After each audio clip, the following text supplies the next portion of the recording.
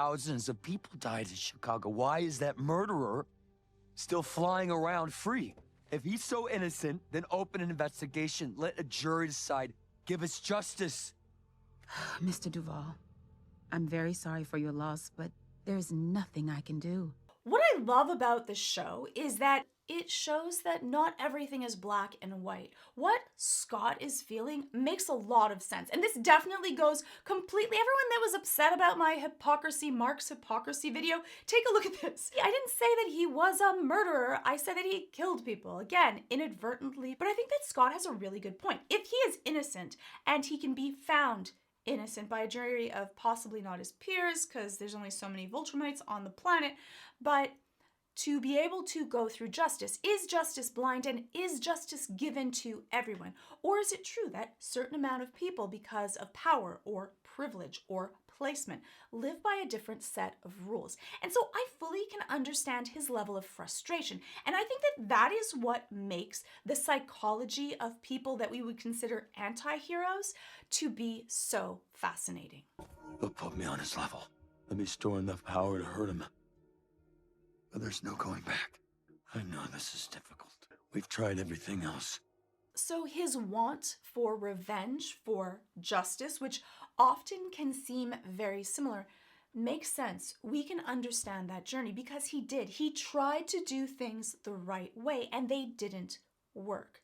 But the problem with revenge, similar to jealousy, is that revenge is a poison that often we drink and hope that someone else gets hurt by. What Francis Bacon said, I think, makes a lot of sense, is that the man who studies revenge keeps his own wounds green, which would otherwise heal. Because how do you remember something? How do you keep something current in your mind? You have it go over and over again. And often that feeling of hurt, if you are thinking about it constantly, it keeps that pathway really fresh because neurons that fire together wire together.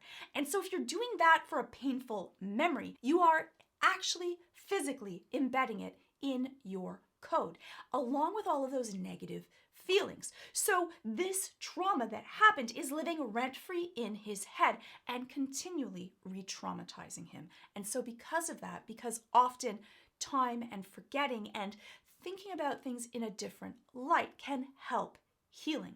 But adding this to anger and pain can actually keep wounds exceptionally fresh. I speak to people sometimes that are talking about an event that sounds like it hurt, has the level of detail and pain and hardship that seems like it happened just yesterday, but it happened 30, 40 years ago because it's constantly reliving inside the person's mind. So they're always there. They're never free of it.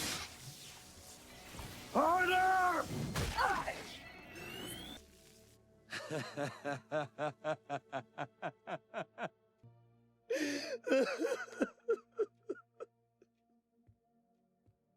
I miss them. Me too. And what happens when the feeling that you are reinforcing continually is one of pain and hardship and angst, is that you get better at that. Not only does anything that you do inside your brain get beefed up, become stronger, those neurotransmitters, they fire faster because you're doing more of them, but they'll actually fire for longer, more intensely. And even after you have thought about it, they continually fire. If you've watched a really sad, painful movie, even after the movie's over, the pain doesn't stop. It continues to fire for a period of time after. And so often the way that we deal with healing is by doing other things so that we can work through it. This is where having a good specialist, a therapist that knows what they're doing, or finding your own path of what can help you heal can be exceptionally helpful, because often it's not just about the event, but the feelings, the thoughts, the emotions about your reactions to the event, the things that happen to you, your feelings of loss, your feelings about perhaps the injustices that have occurred. And that's what Scott isn't dealing with. He is spending so much focus on revenge, on trying to get back at the person he feels like did this for right or for wrong, that he isn't actually processing the true causes of his pain and loss. And this can become your identity. This feeling of revenge and want can become so much a part of your psyche that it becomes who you are. And then you can lose sight of the things that actually matter in your life. This isn't about me! This is about the thousands of people murdered and the countless other lives destroyed! Why is above the law? The Powerplex guy just killed one of the Guardians of the Globe. He attacked me! You saw what happened!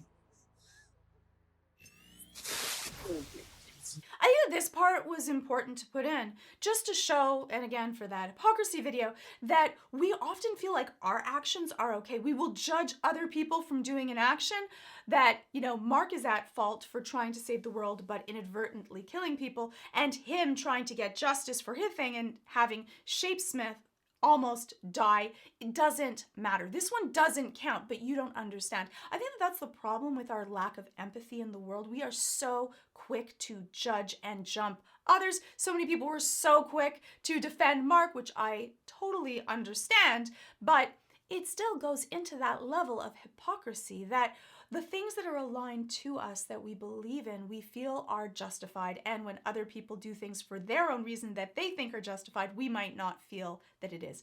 Justice is not blind and equal to everyone. And so that is another issue that we have to deal with. And often when we are so angry and consumed by revenge and wanting revenge, that we can sometimes lose sight of the things that actually matter for us. This becomes all-encompassing, and whenever anything we become fanaticized to, we can end up having blinders. This tunnel vision that we lose sight, and sometimes we can be that thing that we most revile.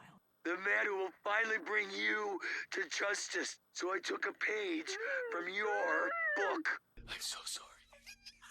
They have to believe I kidnapped you. It's the only way. That also goes to, do the ends justify the means? For a lot of people, they believe that you will have this catharsis in going through revenge, that you will feel better afterwards.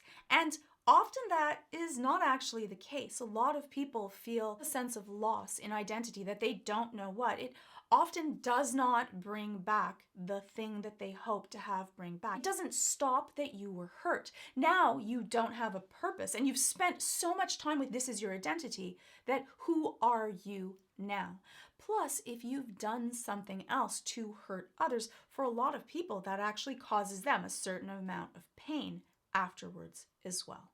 And now you no longer have your hands clean. You can no longer stand on this moral pedestal to say that I'm better and how could this person do this horrible thing to me. And I know they were killed in Chicago along with so many other people when my dad and I fought here. I can't imagine what you went through or the pain you're feeling. And for that, I'm so sorry. But hurting other people won't bring your sister and niece back. You don't get to lecture me about hurting people.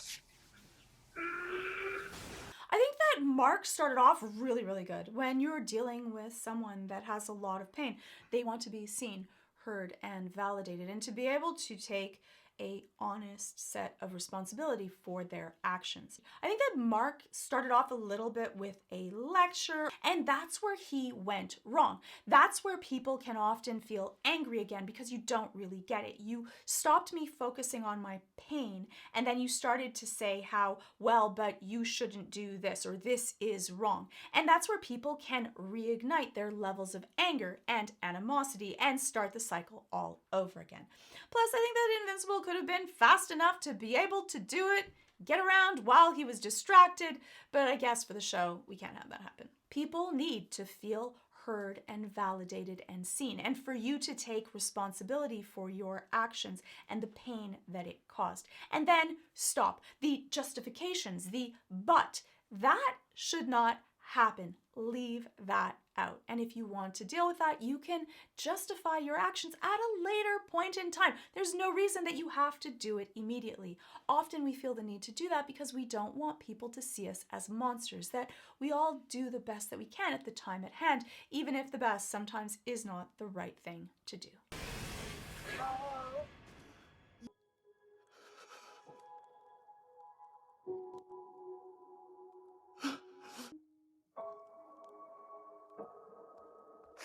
No!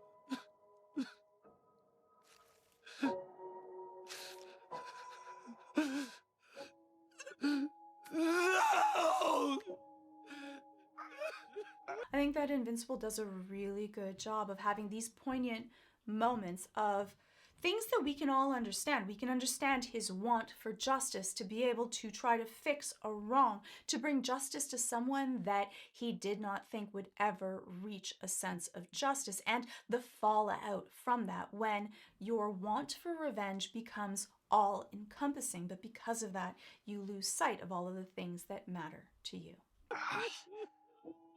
Oh, God.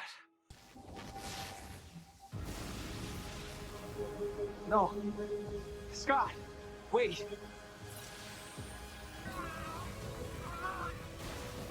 This is all your fault!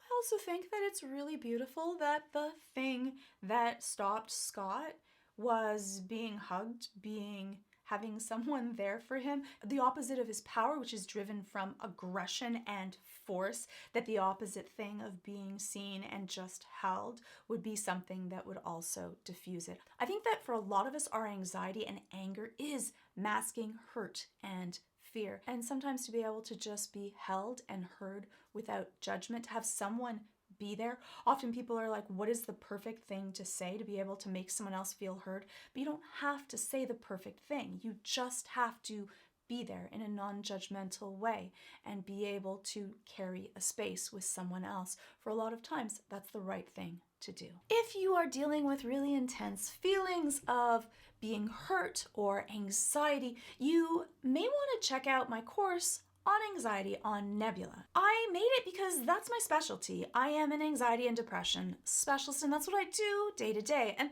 the entire reason why I started a channel was in the hopes that I could help more people. Anxiety is a growing epidemic. It affects 40 million people per year in the United States. And I think that a lot of anxiety is misunderstood. It's just so difficult, it's so intense that it can often feel like anxiety is there to torture you or to punish you.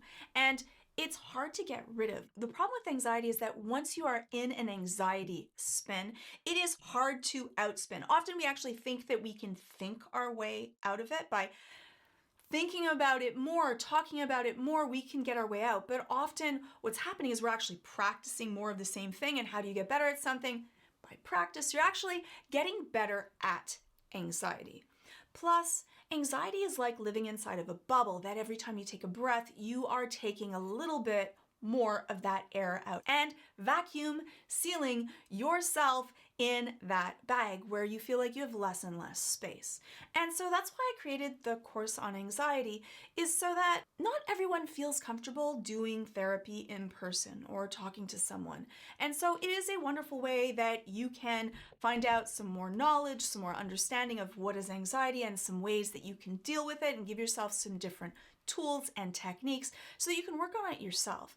Even though I'm a therapist and I think that talk therapy can be wonderful, I also recognize that, one, not everyone is comfortable sharing the entire set of their world and their issues with someone, and some people want to read or deal with things themselves or educate themselves. So though therapy is one wonderful way, there are many different ways that you can treat and live a better life. If you or someone you care about would like to learn more about anxiety and how to deal with that, you can check out my course on Nebula. And I give really direct, concrete tools and techniques that you can just easily follow and help make your life a little better. If you like this video, you can also check out my Arcane, The Boys, Last of Us, all ad-free, sponsor-free on Nebula, just like all my videos on Nebula. I've been posting also all of my compilation videos like The Last of Us, The Jinx Saga, Vox Machina Season 1, all early on Nebula. And you get all the exclusive originals, The Getaway, Real Science, Archaeology Quest, How to Make Sense of the X-Men Cinematic Universe, and they're all ad-free, sponsor-free. And when you sign up using my exclusive link, please do, you can get an annual plan of Nebula for 40% off, $36 a year, $3 a month, all by clicking on that link. And clicking on that link really does help out my channel, so thank you. And thank you to Nebula, and thank you to you. Hopefully I'll see you in the next video. So that's my thoughts on the psychology of Powerplex and his journey, and why I think he is a fascinating and very fitting anti-hero in the journey of Mark. You can let me know what your thoughts are in the comments below, and hopefully I'll see you in the next video.